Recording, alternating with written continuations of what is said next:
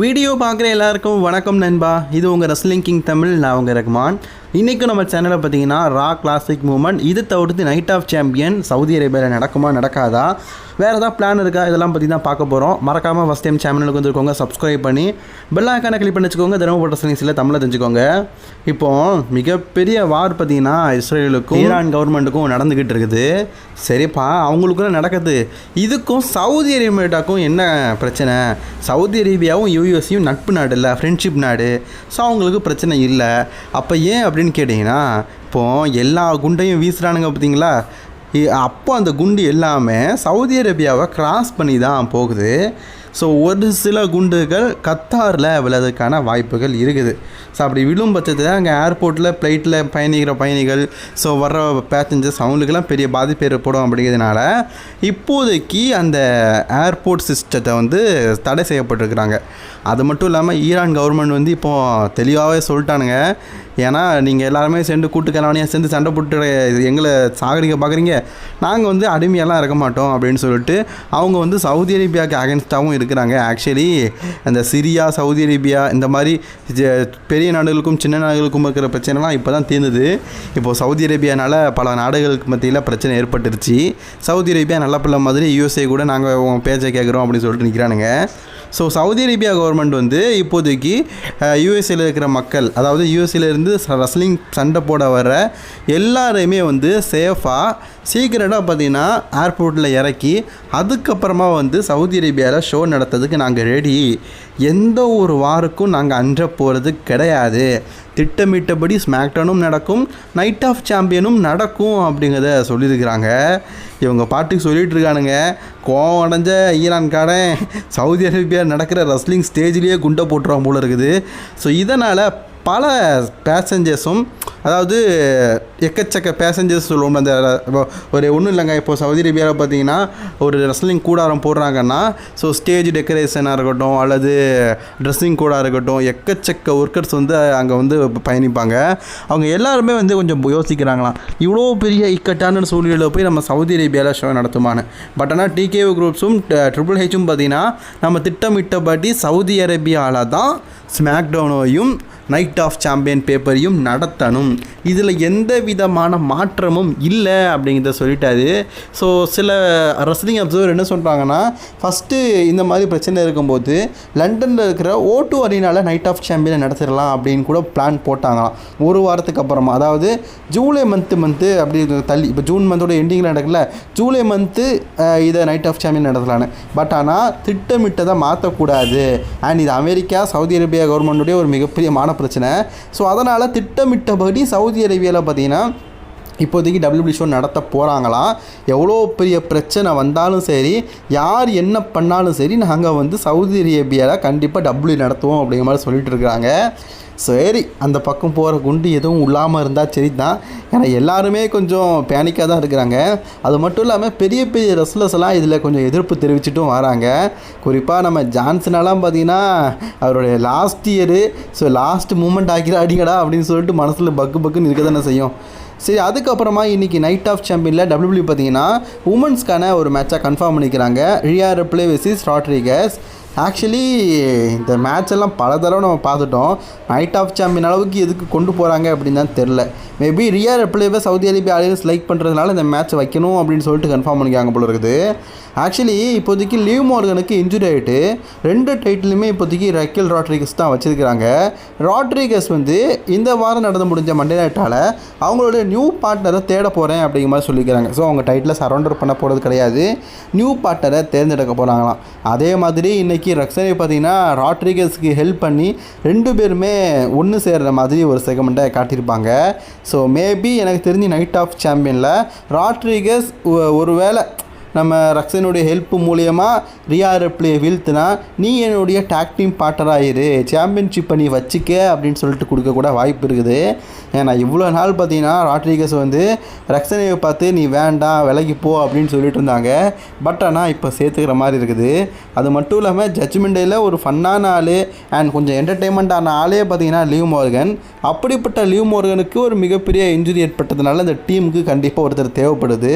பேசாமல் ரியா ரிப்ளேயே பழையபடி அந்த டீமில் ஜாயின் பண்ண வச்சிடலாம்ப்பா. ரியா ரிப்ளே, டேமியன், அந்த ஃபின் பேலர், அந்த காம்போ இல்லாதது ஜட்ஜ்மெண்ட்டே மாதிரியே இல்லை. மற்றவங்களாம் இருந்தாலும் இவங்க இருக்கிறது தான். ஸோ இவங்க 2 பேரும் கூடிய சீக்கிரம் டாக் டீம் ஆக்கிடுவாங்கன்னு நினைக்கிறேன். அதே மாதிரி இந்த வாரம் நடந்த மண்டே நைட்டால் பார்த்தீங்கன்னா செத் ஃப்ரீக்கிங் ராலின்ஸ் பேசின விஷயத்தை நீங்கள் எல்லாருமே கேட்டிருப்பீங்க. ஆக்சுவலி செத் ராலின்ஸ் வந்து இப்போதைக்கு மணி இன் தி பேங்கை கேஷிங் பண்ணிட்ட எந்த ஒரு சிமிலரிட்டியும் கொடுக்க மாட்டேக்காரு. முழுக்க தான் டீமை ஃபார்ம் பண்ணுற முதல் குறிக்கோளில் தான் இருக்கார். செத் ராலின்ஸ் வந்து இன்றைக்கி ரோமன் ரெயின்ஸை பற்றியும் சிஎம் பாங்கை பற்றியும் பேசியிருக்கிறாரு. ஆல்ரெடி சம்மர்ஸ்லாமில் CM punk and Roman Reigns tag டீமாக இணைந்து செத் ராலின்ஸோட டீமை மோத போகிறாங்க அப்படிங்கிற மாதிரிலாம் ஒரு சில செய்திகள் அரசல் புரசலாக வந்துட்டு இருந்தது. இப்போ அதை கன்ஃபார்ம் பண்ணுற மாதிரி தான் இப்படி ஒரு நிகழ்வும் நடந்திருக்குது. காய்ஸ், அது மட்டும் இல்லாமல் நீங்கள் எல்லாருமே இந்த வாரம் ராலை ஒன்று கவனிச்சிக்கலான்னு தெரில, கோல்டுபர்க்கை கூட நம்ம செத் ராலின்ஸ் வந்து இன்டெரக்டாக பேசியிருக்காரு. ஒருவேளை ஹெவி வெயிட் சாம்பியனானா நான் வந்து உங்களை கேஷிங் பண்ணுவேன்னு. அண்ட் செத் ராலின்ஸ் முழுக்க பார்த்தீங்கன்னா நான் வேர்ல்டு ஹெவி வெயிட் சாம்பியன்ஷிப்புக்காக தான் மணி இன் தி பேங்கை கேஷிங் பண்ணுவேன்னு சொல்லிட்டு இருக்காரு. அதே பக்கம் ரோமன் ரெயின்ஸ் பேரையும் அடிக்கடி இழுத்துட்டு இருக்காரு. இன்னொரு பக்கம் கோடி ரோட்ஸோட பேரையும் இழுத்துட்டு இருக்காரு. மேபி கோடி ரோட்ஸ் கஷ்டப்பட்டு கிங் ஆஃப் த ரிங்லலாம் வின் பண்ணி சம்மர்ஸ்லாமுக்கு போகிற நேரத்தில் அவர் சாம்பியன் ஆனதுக்கப்புறம் ஒருவேளை செத் ராலின்ஸ் கேஷிங் பண்ணால் எப்படி இருக்கும் யோசிச்சு பாருங்கள். அண்ட் அதே மாதிரி நைட் ஆஃப் சாம்பியன் பேப்பருக்கு பார்த்தீங்கன்னா ரோமன் ரெயின்ஸ் வாராரா அப்படிங்கிற அப்டேட்டுக்கான ஒரு விளக்கம் இன்னும் கிடைக்கல. ஏன்னா WWE வந்து ரோமன் ரெயின்ஸுக்கும் செத் ராலின்ஸுக்கும் ஒரு ஸ்டோரி டெவலப் பண்ணுறாங்கன்னா செத் ராலின்ஸுக்கு சவுதி அரேபியாவில் ஒரு மேட்ச் இருக்கணும். அதில் மேபி அவர் வர்ற மாதிரி காட்டலாம். இப்போதைக்கு பார்த்தீங்கன்னா செத் ராலின்ஸுக்கு சவுதி அரேபியாவில் எந்த மேட்சை கன்ஃபார்ம் பண்ணலை. மேபி இந்த வாரம் நடக்க போகிற ஃப்ரைடே நைட்ஸ் மட்டும்ல எல்ஏ நைட்டுக்கும் செத் ராலின்ஸுக்கும் ஒரு மேட்ச் இருக்குது அப்படிங்கிறத கன்ஃபார்ம் பண்ணலாம். இந்த வாரம் ராலை பார்த்தீங்கன்னா WWE வந்து பெண்டாக்கும் ப்ரான் பிரேக்கருக்கும் ஒரு மேட்ச்சை நடத்தியிருந்தாங்க. எப்பா என்ன மேட்ச்சுப்பா! பெண்டா வந்து கிட்டத்தட்ட பார்த்தீங்கன்னா ஒரு 8 வருஷமாக ரெஸ்லிங் கியரில் சண்டை போட்டுட்ருக்காரு. ஸோ அது எல்லாத்தையுமே தூக்கி சாப்பிட்ற மாதிரி ப்ரான் பிரேக்கர் இன்றைக்கி பங்கம் பண்ணிட்டாரு. ப்ரான் பிரேக்கருடைய ஸ்பியர் மூமெண்ட்டெல்லாம் பார்க்கறதுக்கு உண்மையிலேயே நல்லா இருந்தது. நாளாக ப்ரான் பிரேக்கர் பார்த்தீங்கன்னா ஒரு அல்ட்ரா பவர் ரெஸ்லர் ஆகிட்டு இருக்காரு. அண்ட் போகும்போது கூட செத் ராலின்ஸ் வார்ன் பண்ணி தான் அனுப்பியிருக்காரு, இதுக்கப்புறம் எனக்கு ஒட்டையில் வந்துடாத பெரிய பிரச்சனை தீர்வுன்னு. கோல்டுபர்க் வந்து இந்த வாரம் ராலை பேசும்போது ஒரு சில கெட்ட வார்த்தைகளை யூஸ் பண்ணியிருப்பார். ஆக்சுவலி ராலை இன்றைக்கி கோல்டுபர்க் வாரேன்னு சொல்லியிருந்தார். பட் ஆனால் WWE பற்றின ஒரு ப்ரொமோவை மட்டும் டெலிகாஸ்ட் பண்ணிட்டாங்க. இதுக்கான தெளிவான விளக்கத்தை சொல்லியிருக்கிறாங்க.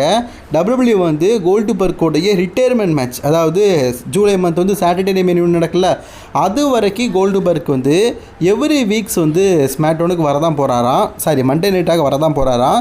ஸோ ரிட்டையர்மெண்ட் மேட்சஸை பற்றியும் மற்றும் ஒரு சில ஸ்பெஷல் அப்பியரன்ஸும் இருக்குன்னு சொல்லப்படுது.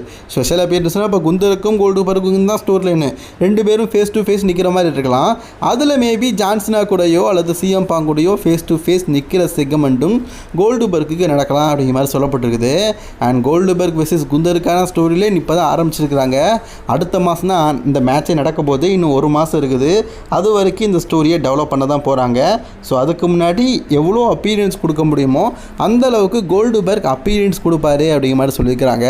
ஆமாம், நீங்கள் என்ன நினைக்கிறீங்க? குந்தர் வந்து கோல்டுபர்க்கை வீழ்த்துவாரா இல்லை கோல்டுபர்க் குந்தரை வீழ்த்துவாரா?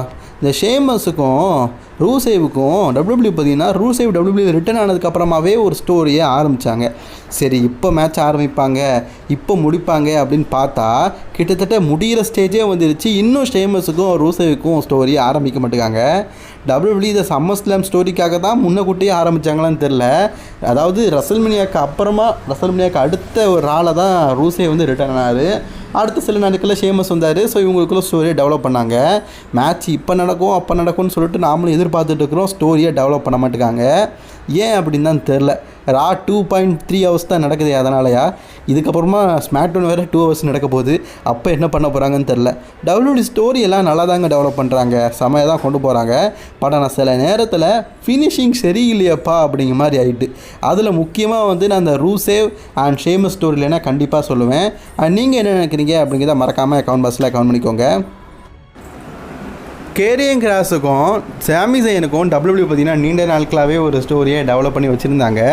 இதை இப்போ மேட்ச் நடத்துவாங்க அப்போ மேட்ச் நடத்துவாங்கன்னு எதிர்பார்த்தோம். இப்போ அஃபிஷியலி WWE பார்த்தீங்கன்னா கன்ஃபார்ம் பண்ணிட்டாங்க. சாமி ஜெயினுக்கும் கேரியன் கிராஸுக்கும் நைட் ஆஃப் சாம்பியனில் ஒரு மேட்ச்னு. ஆக்சுவலி சாமி சேனுக்கு சவுதி அரேபியாவில் ஒரு மேட்ச் இருக்கணும்னு சொல்லிட்டு தான் கன்ஃபார்ம் பண்ணியிருக்கிறாங்க, அது நல்லாவே தெரியுது. பட் ஆனால் கேரிங் கிராஸோடைய கெரியர் மூமெண்ட்டு, ஏன்னா தலைவன் பார்த்திங்கன்னா கிட்டத்தட்ட 2 வருஷத்துக்கு அப்புறமா ஒரு பேப்பரியில் சண்டை போடுறாரு. ஏன்னா வீக்லி ராலை கூட சண்டை போடுறதுக்கு ஒரு ஆப்பர்ச்சுனிட்டி கொடுக்கல, நல்ல வேலை பேப்பரில் கொடுத்துருக்குறாங்க. ஸோ அது மட்டும் இல்லாமல் இப்போதைக்கு சவுதி அரேபியாவில் நடக்க போகிற இந்த நைட் ஆஃப் சாம்பியனில் 6 மேட்சஸ் கன்ஃபார்ம் பண்ணிக்கிறாங்க. இன்னும் ஒரு சில மேட்சஸ் கன்ஃபார்ம் பண்ணுவாங்க அப்படின்னு எதிர்பார்க்கலான்னு வேறு சொல்லியிருக்கிறாங்க. அது என்ன மேட்சஸாக இருக்கும் மறக்காமல் கமெண்ட் பாக்ஸில் கமெண்ட் பண்ணிக்கோங்க. அண்ட் மோர் வீடியோஸ் பார்க்கறதுக்கு மறக்காமல் சேனலை சப்ஸ்கிரைப் பண்ணிக்கோங்க.